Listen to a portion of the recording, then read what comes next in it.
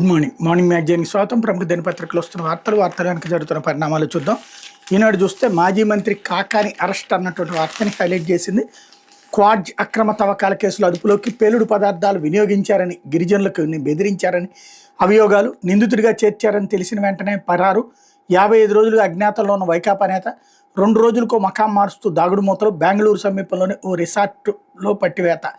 వైకాపా నేత మాజీ మంత్రి కాకాని గోవర్ధన్ రెడ్డిని పోలీసులు ఎట్టకేలకు అరెస్ట్ చేశారు. 55 రోజులుగా పరారీలో ఉన్న కాకాని ఆచూకీ కోసం చిరంగా గాలిస్తున్న పోలీసు బృందాలు ఆయన బెంగళూరు సమీపంలోని పల్లెటూరులోని రిసార్ట్లో ఉన్నట్టు పసిగట్టి ఆదివారం సాయంత్రం అదుపులోకి తీసుకున్నాయి. క్వాడ్జ్ అక్రమ తవ్వకాలు, అక్రమ రవాణా నిబంధనలకు విరుద్ధంగా పేలుడు పదార్థాల వినియోగం, అభ్యంతరం వ్యక్తం చేసిన గిరిజనులపై బెదిరింపులకు తెగబట్టడం తదితర అభియోగాలపై పొట్టి శ్రీరాములు, నెల్లూరు జిల్లా పొదలకూరు పోలీస్ స్టేషన్లో నమోదైన కేసులో కాకాని 4వ నిందితుడిగా ఉన్నారు.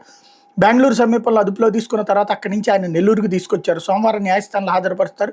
ఈ కేసులో విచారణకు హాజరు కావాలంటూ పోలీసులు పలుమార్లు నోటీస్ ఇచ్చిన కాకాని బేఖాతరు చేశారు. తన నిందితుడిగా చేర్చిన తర్వాత తొలి 2-3 రోజులు బేరాలు పలికిన ఆయనకి అరెస్ట్ తప్పుదని గ్రహించిన తర్వాత పరారైపోయారు. అజ్ఞాతంలో ఉంటూనే హైకోర్టు, సుప్రీంకోర్టులో ముందస్తు బెయిల్ పిటిషన్ వేయగా న్యాయస్థానాలు వాటిని కొట్టేశాయన్నటువంటి వార్తని హైలైట్ చేశారు. ఇక్కడ క్వాడ్జ్ అక్రమ తవ్వకాల కేసులో అదుపులోకి అన్నారు.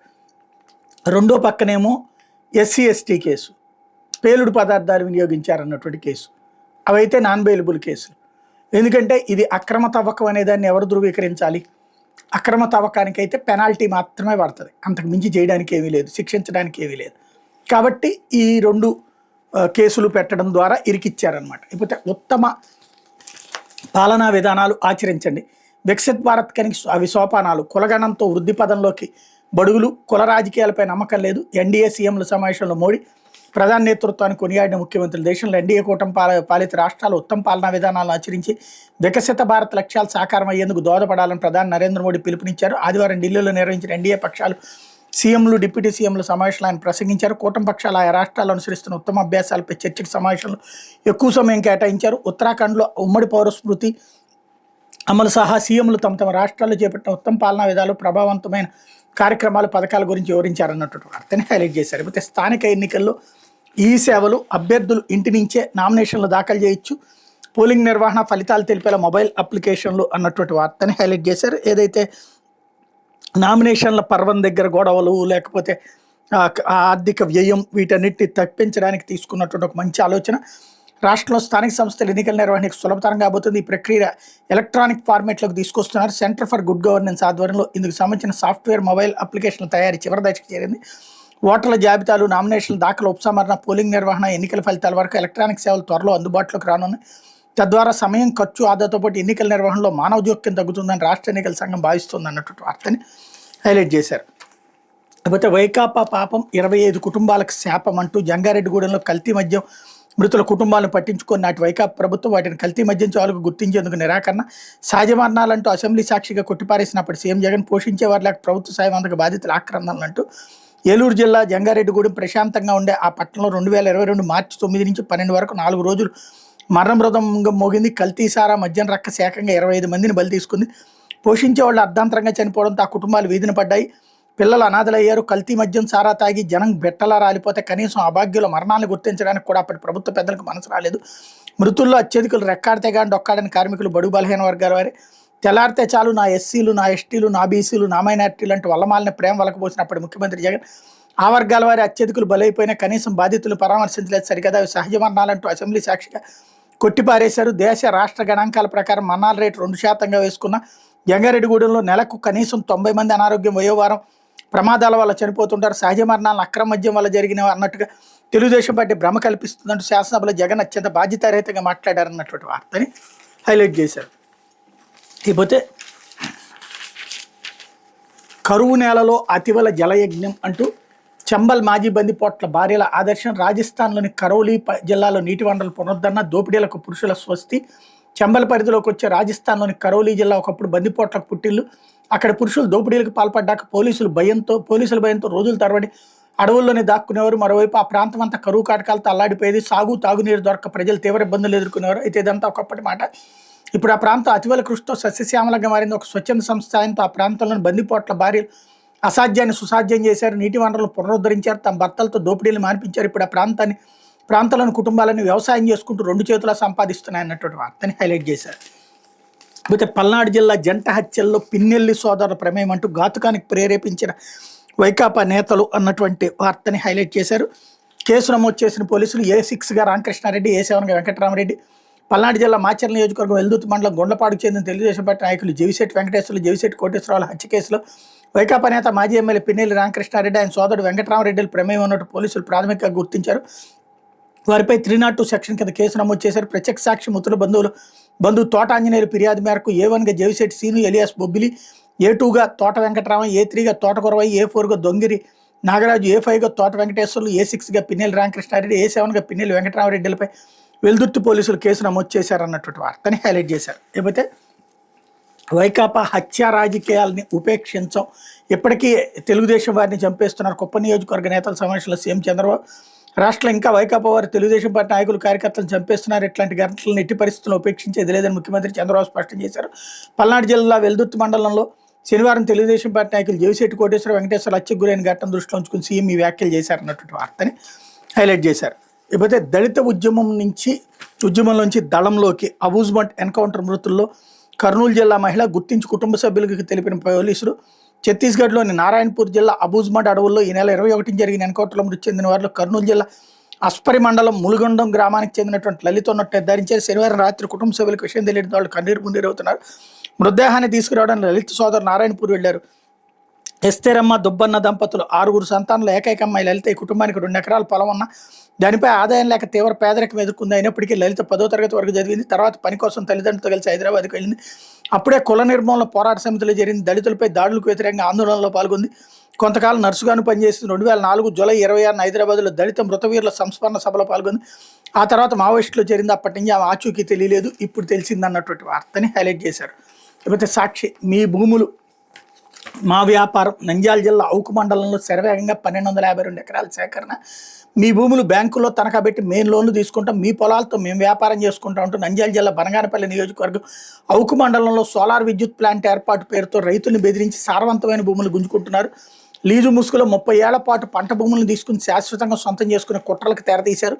లీజ్ చెల్లింపులకు సంబంధించి మధ్యలో ఏ సమస్య తలెత్తినా ప్రభుత్వ పూచికత్తు ఉండదని, రైతులే స్వయంగా ఢిల్లీకి వెళ్లి పరిష్కరించుకోవాల్సి ఉంటుందని ఒప్పందంలో నిబంధన విధించారు.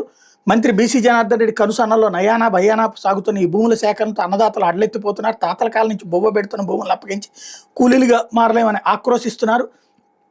అవుకు మండలంలో హీరో సోలార్ కంపెనీ 1252 ఎకరాల భూమిని సేకరిస్తుండగా లీజు రిజిస్ట్రేషన్ సర్వేగంగా జరుగుతున్నాయి. 29 ఏళ్ల 11 నెలల పాటు లీజ్ అగ్రిమెంట్ రిజిస్ట్రేట్ చేస్తున్నారు. గడువు ముగిసిన తర్వాత లీజు పొడిగించాలని కంపెనీ భావిస్తే రైతులు ఖచ్చితంగా ఒప్పుకోవాల్సిందే. వ్యవసాయం చేసుకుంటా పిల్లల పెళ్లి, ఇంటి ఖర్చుల కోసం పొలం విక్రయిస్తామంటే కుదరదు. ఇదే పొలాన్ని బ్యాంకులో తాకట్టు పెట్టి కంపెనీ రుణాలు తీసుకుంటుంది. ఇక లీజ్ చెల్లించకపోవడం, 2 ఏళ్లకోసారి పెంచకపోవడం లాంటి ఎలాంటి సమస్యలు తలెత్తిన ఆర్బిట్రేషన్ కోసం రైతులు ఢిల్లీకి వెళ్లాల్సిందే. నంద్యాల, విజయవాడకు వెళ్తామంటే కుదరదు. అంటే భవిష్యత్తులో సమస్యలు ఉత్పన్నమైతే రైతులు పరిష్కరించుకోలేని విధంగా చేసే కుట్ర ఇది.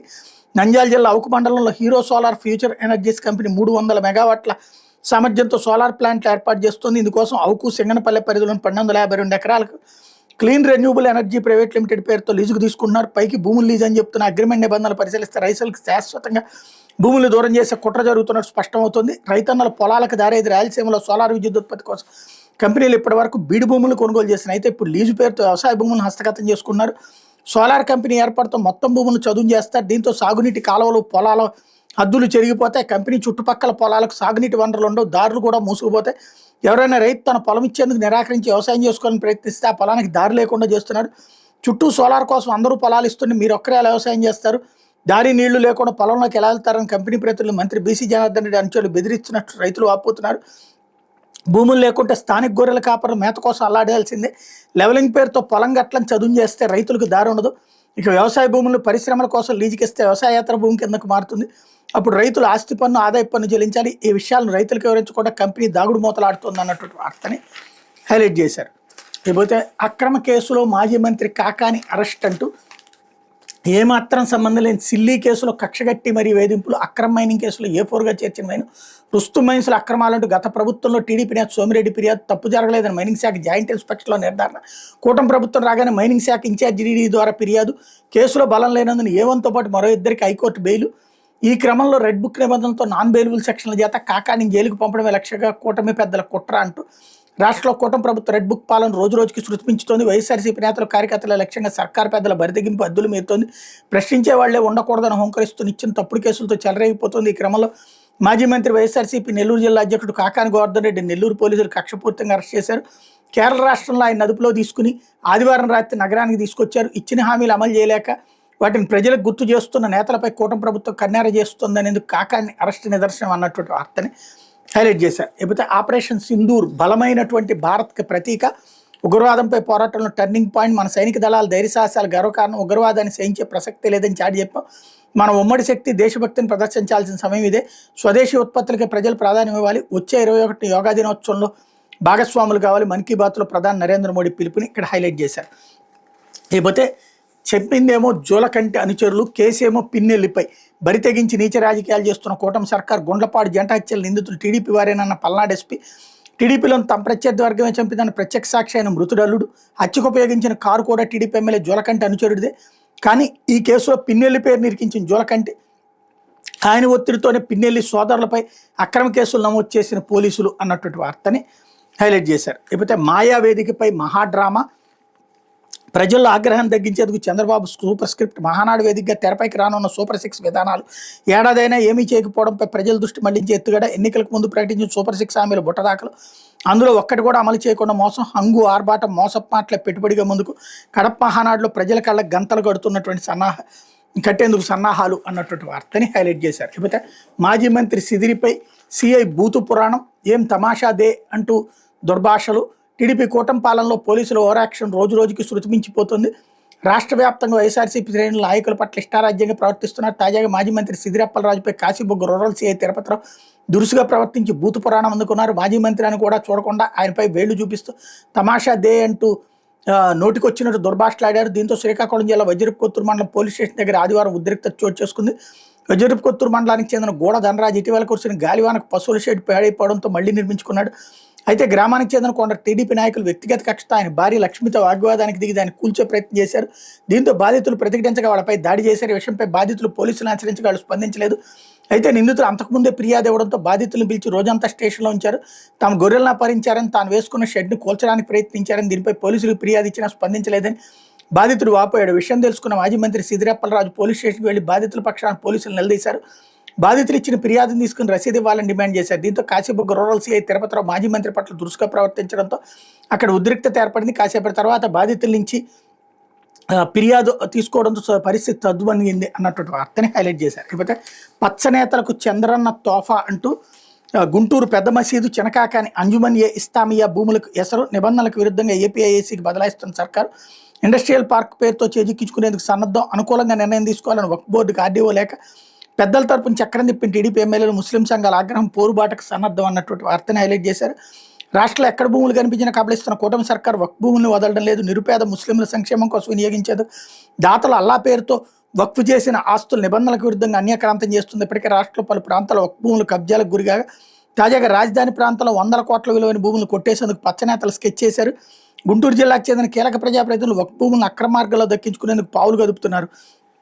గుంటూరులోని షాయీ జామియా మసీద్, పెద్ద మసీద్, అంజుమనియా ఇస్లామియా సంస్థలకు చెందిన 300 ఎకరాలకు పైగా వక్ఫ్ భూములను ఇండస్ట్రియల్ పార్కుల కోసం ఏపీఐఏసీకి బదలాయించేందుకు టీడీపీ కూటమి ప్రభుత్వం ఏర్పాట్లు చేస్తోంది అన్నటువంటి వార్తని హైలైట్ చేశారు. ఏవైతే ఆంధ్రజ్యోతి వర్కింగ్ ప్రెసిడెంట్గా లోకేష్ అన్నటువంటి వార్తని హైలైట్ చేస్తే ఆ బాధ్యత అప్పగించాలి అధిష్టానంపై శ్రేణుల ఒత్తిడి, రాష్ట్రంలో చోటు చేసుకుంటున్న పలు రాజకీయ పరిణామాల నేపథ్యంలో తెలుగుదేశం జాతీయ ప్రధాన కార్యదర్శి లోకేష్కి పార్టీలో కీలక పాత్ర అప్పగించే అవకాశాలు విస్పష్టంగా కనిపిస్తున్నాయి. పార్టీ కార్యనిర్వాహక అధ్యక్షుడు వర్కింగ్ ప్రెసిడెంట్గా ఆయనకు బాధ్యతలు అప్పగించాలని టీడీపీ శ్రేణుల నుంచి అధిష్టానంపై పెద్ద ఎత్తున ఒత్తిడిస్తోంది.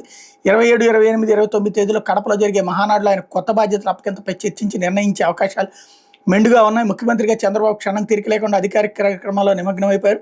వాస్తవానికి ప్రభుత్వ నిర్వహణ ఎంత ముఖ్యమో పార్టీ నిర్వహణ అంతే ముఖ్యం అంటూ ఆ కారణంగా ఇవ్వబోతున్నారు అన్నటువంటి వార్తని హైలైట్ చేశారు. అయితే పిఎస్ఆర్ పిలిస్తే వచ్చా, పిఎస్ఆర్ పేషి నుంచి నాకు ఫోన్ వచ్చిందో ఒకసారి వచ్చి కలవమని చెప్పారు. వచ్చిన తర్వాత గ్రూప్ 1 జవాబు పత్రాలను డిజిటల్ మూల్యాంకనం చేయాలంటూ ఈ ప్రాజెక్ట్ ఆయన నాకు అప్పగించారని విచారణ అధికారులకి మసూదన్ జవాబిచ్చారు. ఏపీఎస్సీ గ్రూప్ 1 పత్రాలు డిజిటల్ మూల్యాంకనం కేసులో విజయవాడ జిల్లా జైల్లో రిమాండ్ ఖైదీలుగా ఐపీఎస్ అధికారి పిఎస్ఆర్ ఆంజనేయులు కామ్సైన్ సంస్థ డైరెక్టర్ పమిడికాల మధుసూదన్పై న్యాయస్థానం 2 రోజులు పోలీసు పాటు కస్టడీకి ఇచ్చిన విషయం తెలిసిందే.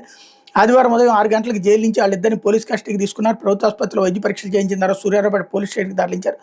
నందిగామ డీఎస్పీ హెచ్బీజీ తిలక్, మహిళా పోలీస్ స్టేషన్ ఏసీపీ లతాకుమారి వాళ్ళని విచారించారన్నటువంటి వార్తని హైలైట్ చేశారు. ఇకపోతే అబద్ధాల కసిరెడ్డి అంటూ పోలీస్ విచారణలో చెప్పిందంత తప్పే, A3తో క్రాస్ వెరిఫికేషన్లో బట్టబయలు, తప్పించుకునే దూరంలో సజ్జల శ్రీధర్ రెడ్డి, తప్పుదోవ పట్టించేలా మిథున్ రెడ్డి జవాబులు, లిక్కర్ నిందితుల వాంగ్మూలాలపై సిట్ స్క్రూటినీ అన్నటువంటి వార్తని హైలైట్ చేశారు.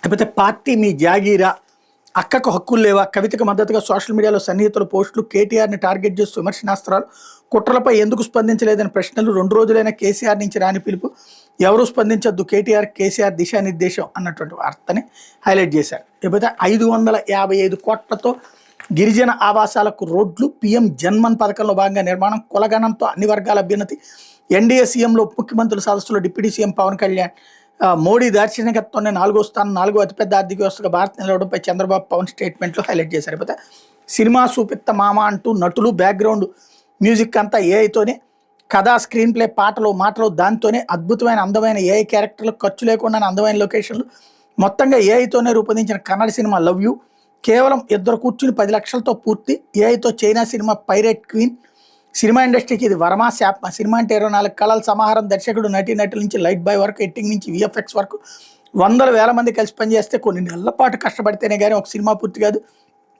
కానీ 2 వ్యక్తులు గదిలో కూర్చుని 2-3 కంప్యూటర్లు పెట్టుకుని పూర్తి స్థాయి సినిమాని సిద్ధం చేసేస్తే, కథా స్క్రిప్ట్ దగ్గర నుంచి నటులు, సంగీతం, పాటలు, గ్రాఫిక్స్ ఇలా మొత్తం 24 క్రాఫ్ట్స్ పనిచేసేస్తే ఎట్లా ఉంటుంది అన్నటువంటి వార్తని హైలైట్ చేశారు. కొత్త ఇంట్లోకి చంద్రబాబు, కుప్పంలో వేడుకగా గృహప్రవేశం, నియోజకవర్గ ప్రజలే ముఖ్య అతిథులు, తొలి రోజు నూతన గృహంలోని ముఖ్యమంత్రి బస, 3.5 దశాబ్దాలుగా తాను ప్రాతినిధ్యం వహిస్తున్న చిత్తూరు జిల్లా కుప్పం నియోజకవర్గంలో ముఖ్యమంత్రి చంద్రబాబు ఇంటివారయ్యారు. శాంతిపురం మండలం శివపురంలో నూతనంగా ఇల్లు నిర్మించుకున్నారు. ఈ సందర్భంగా ఆదివారం తెల్లవారుజామున చంద్రబాబు, భువనేశ్వరి దంపతులు, ఆయన తనయుడు లోకేష్ బ్రాహ్మణి దంపతులు నూతన గృహప్రవేశం చేశారు. నియోజకవర్గంలో ప్రతి ఇంటికి ఆహ్వానం అందడంతో పెద్ద ఎత్తున ప్రజలు, టీడీపీ కార్యకర్తలు ఈ కార్యక్రమానికి హాజరయ్యారు. చంద్రబాబు కుటుంబం రాత్రి ఆ ఇంట్లోనే బస చేసింది. ఎంపీ దగ్గుమళ్ల ప్రసాదరావు, ఎమ్మెల్సీ కంచెర్ల శ్రీకాంత్, ఎమ్మెల్యేలు అమర్నాథ్ రెడ్డి, ఆరణ శ్రీనివాసులు, పులివర్తి నాని, గురజాల జగన్మోహన్, మురళీమోహన్ తదితరులు సీఎం దంపతులు కలిసి శుభాకాంక్షలు చెప్పారన్నటువంటి వార్తని హైలైట్ చేశారు. లేకపోతే రేపటి నుంచే మహానాడు అంటూ సీమ నడిబొడ్డున తొలిసారి కడపలో నిర్వహణ, పకడ్బందీగా ఏర్పాట్లు పూర్తి చేసిన టీడీపీ శ్రేణులు, ప్రతినిధుల నమోదుతో పసుపు పండుగ ప్రారంభం, చారిత్రాత్మక నిర్ణయాలకు వేదిక కానున్న కార్యక్రమం, తొలి 2 రోజులు వివిధ అంశాలపై చర్చలు, తీర్మానాలు, మంత్రి లోకేష్ ప్రతిపాదించిన 6 సూత్రాలపై చర్చ, కార్యకర్తలకు ప్రాధాన్యం కల్పించడంపై కీలక నిర్ణయం, 29 మధ్యాహ్నం 2 గంటలకు 5 లక్షల మందితో భారీ సభ, 5,000 మంది పోలీసులతో బందోబస్తు ఏర్పాటు అన్నటువంటి వార్తని హైలైట్ చేశారు. ఇది దినపత్రికలో వచ్చిన వార్తలు వెనకాల జరుగుతున్న పరిణామాలు.